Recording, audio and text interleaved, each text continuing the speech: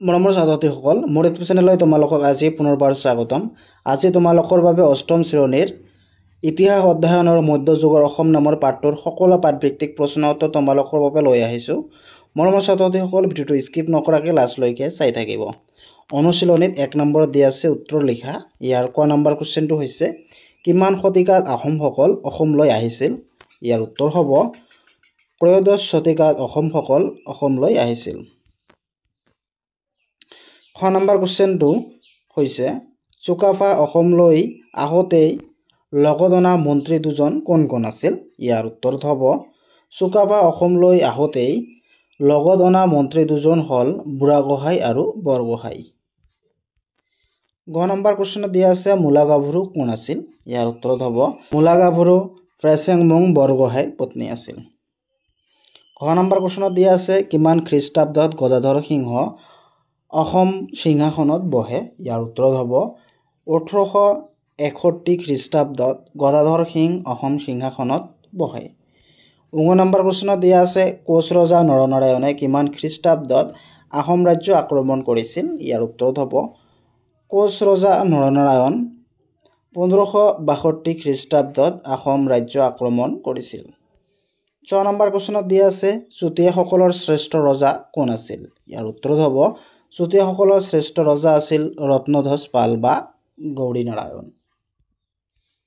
2 নম্বৰত দিয়া আছে ক্ৰমানুসাৰেই বুজোৱা। ইয়াত দিছে ক নম্বৰটো হৈছে ইয়াণ্ডাবু সন্ধি, খটো হৈছে হুছেইন শ্বাহ কামৰূপ কমতা আক্ৰমণ, গটো হৈছে শৰাইঘাটৰ যুদ্ধ, ঘটো হৈছে মিৰ জুমলাৰ অসম আক্ৰমণ, ঙ হৈছে স্বৰ্গদেউ চুকাফাৰ চৰাইদেউত ৰাজধানী স্থাপন, চ নম্বৰটো হৈছে ইখতিয়াৰ উদ্দিন মালিক উজবেক তুগৰিল খাৰ কামৰূপ আক্ৰমণ।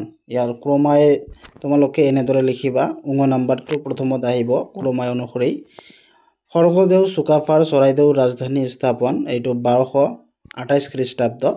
তাৰপিছত হ'ব চ নম্বৰ ইখতিয়াৰ উদ্দিন মালিক উজবেক তুগৰিল খানৰ কামৰূপ আক্ৰমণ, এইটো 1257 খ্ৰীষ্টাব্দত। তাৰপিছত খ নম্বৰটো আহিব হুছেইন শ্বাহৰ কামৰূপ কমতা আক্ৰমণ, এইটো 1498 খ্ৰীষ্টাব্দত। তাৰপিছত ঘ নম্বৰটো আহিব মিৰ জুমলাৰ অসম আক্ৰমণ, এইটো 1662 খ্ৰীষ্টাব্দত। তাৰপিছত আহিব গ নম্বৰ শৰাইঘাটৰ যুদ্ধ, আৰু তাৰপিছত আহিব ক নম্বৰ ইয়াণ্ডাবু সন্ধি, এইটো হৈছে 1826 খ্ৰীষ্টাব্দত। 3 নম্বৰত দি আছে শুদ্ধ অশুদ্ধ বিচাৰ কৰা। ইয়াৰ ক নম্বৰ কুৱেশ্যনটো হৈছে আহোমসকল অসমলৈ অহাৰ পৰা ইয়াণ্ডাবু সন্ধিলৈ এই সময়ছোৱা অসমৰ বুৰঞ্জীৰ মধ্যযুগ হয়, এইটো সত্য। খ নম্বৰত দিয়া আছে চুকাফা বা বামুণী কোঁৱৰৰ দিনৰ পৰা আহোম স্বৰ্গদেউসকলে হিন্দু নাম গ্ৰহণ কৰে, এইটো অশুদ্ধ হ'ব।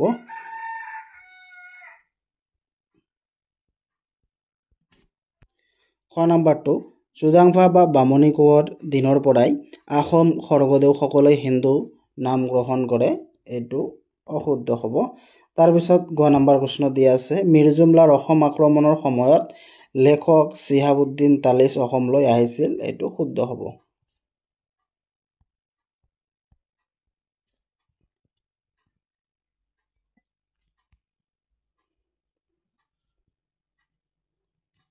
গ নম্বৰ কুৱেশ্যনটো হৈছে মিৰ জুমলাৰ অসম আক্ৰমণৰ সময়ত লেখক চিহাবুদ্দিন তালিচ অসমলৈ আহিছিল, এইটো শুদ্ধ হ'ব। তাৰপিছত ঘ নম্বৰ কুৱেশ্যনত দিয়া আছে কছাৰী ৰজা গোবিন্দ চন্দ্ৰৰ দিনত কছাৰী ৰাজ্য ব্ৰিটিছৰ অধীনস্থ নহয়, এইটো শুদ্ধ হ'ব। কছাৰী ৰজা গোবিন্দ চন্দ্ৰৰ দিনত কছাৰী ৰাজ্য ব্ৰিটিছৰ অধীনস্থ হয়। তাৰপিছত ঙ নম্বৰ কুৱেশ্যনটো হৈছে চুতীয়াসকলৰ বৈষ্ণৱ ধৰ্মী আছিল, এইটো অশুদ্ধ। তাৰপিছত ছ নম্বৰ কুৱেশ্যনত দিয়া আছে কামৰূপ আক্ৰমণৰ সময়ত তুৰ্কী আফগানসকল ভূঞাসকলে সহায় কৰিছিল, এইটো অশুদ্ধ হ'ব। তাৰপিছত দিছে খ নম্বৰ, তাৰপিছত 4 নম্বৰ দিছে খালী ঠাই পূৰ কৰা। ইয়াৰ ক নম্বৰটো হৈছে আহোমসকল অসমলৈ অহাৰ পাছৰে পৰা কামৰূপ ৰাজ্যখন অসম নামেৰে পৰিচিত, খালী ঠাইত হ'ব অসম। তাৰপিছত খ নম্বৰৰ কুৱেশ্যনত দিছে আহোমসকলে চৰাইদেউ নামৰ দেৱতাক পূজা সেৱা কৰিছিল। খালী ঠাইত হ'ব খ নম্বৰটো হৈছে আহোমসকলে চোমদেউ নামৰ দেৱতাক পূজা কৰিছিল। খালী ঠাইত তোমালোকে চোমদেউ বুলি বহাবা। আৰু গ নম্বৰ কুৱেশ্যনত দি আছে স্বৰ্গনাৰায়ণ স্বৰ্গদেউ চুহুংমুং বা দিহিঙীয়া ৰজাৰ হিন্দু নাম। খালী ঠাইত হ'ব স্বৰ্গনাৰায়ণ। ঘ নম্বৰত দিয়া আছে সন্ধ্যাই কামৰূপৰ ৰাজধানী উত্তৰ গুৱাহাটীৰ পৰা কমতাপুৰলৈ স্থানান্তৰিত কৰিছিল। খালী ঠাইত হ'ব কমতাপুৰলৈ। তাৰপিছত 9 নম্বৰত কুৱেশ্যনত দিছে ৰত্নধ্বজ পাল বা গৌৰীনাৰায়ণ চুতীয়াসকলৰ আটাইতকৈ শক্তিশালী ৰজা আছিল। তোমালোকে খালী ঠাইত বহাবা ৰত্নধ্বজ পাল বা গৌৰীনাৰায়ণ। 6 নম্বৰৰ কুৱেশ্যনত দিছে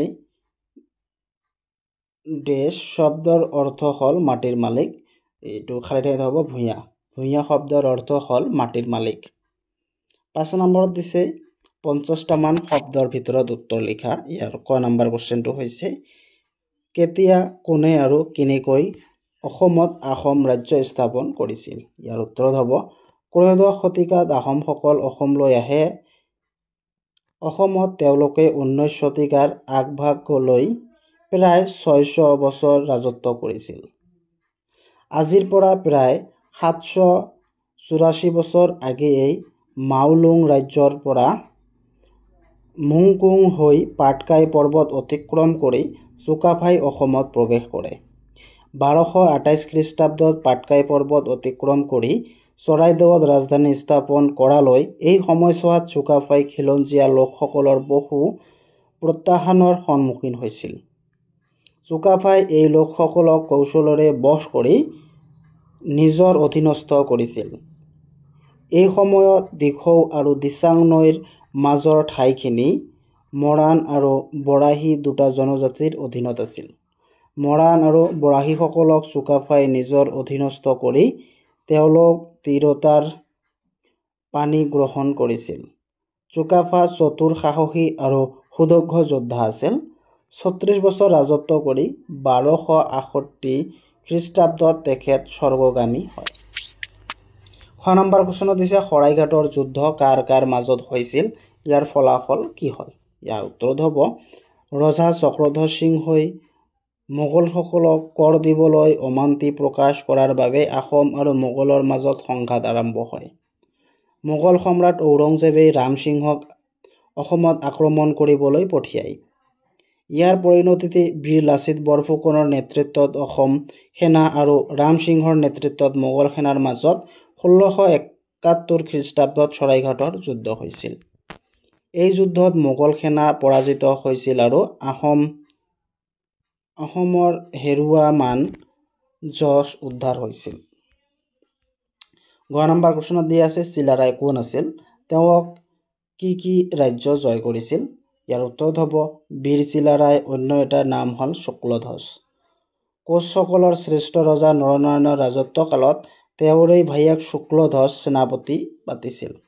শুক্লধ্বজে চিলাৰ দৰে অতৰ্কিতে আক্ৰমণ কৰি ৰাজ্য জয় কৰিছিল বাবে তেওঁক বুৰঞ্জীত চিলাৰায় নামেৰে জনাজাত। বীৰ চিলাৰায়ে জয় কৰা ৰাজ্যবোৰ হৈছে আহোম ৰাজ্য, কছাৰী, মণিপুৰ, জয়ন্তী, ত্ৰিপুৰা, খৈৰাম, ডিমৰুৱা, শ্ৰীহট্ট আদি। ঘ নম্বৰ কুৱেশ্যনত দিয়া আছে বাৰভূঞাসকল কোন। ইয়াৰ উত্তৰত হ'ব অসমত বাৰভূঞাসকল উত্থান সম্পৰ্কে বহুতো কাহিনী আছে। কিছুমানৰ মতে কামৰূপ ৰাজ্যৰ পূৰ্বৰ শাসন ব্যৱস্থাত ৰজাৰ পৰা ৰাজহ মুক্ত হোৱা শক্তিশালী সামন্তসকলেই পৰৱৰ্তী সময়ত ভূঞা হিচাপে প্ৰতিষ্ঠিত হয়। পৰ্যাপ্ত পৰিমাণ ধন আৰু সৈন্যবল থকাৰ কাৰণে ভূঞাসকলেই কামৰূপৰ দুৰ্বল ৰজাসকলৰ শাসনকালত অধীনস্থ ৰাজহ হিচাপে মূৰ দাঙি উঠিছিল। ভূঞা শব্দৰ অৰ্থ হ'ল মাটিৰ মালিক।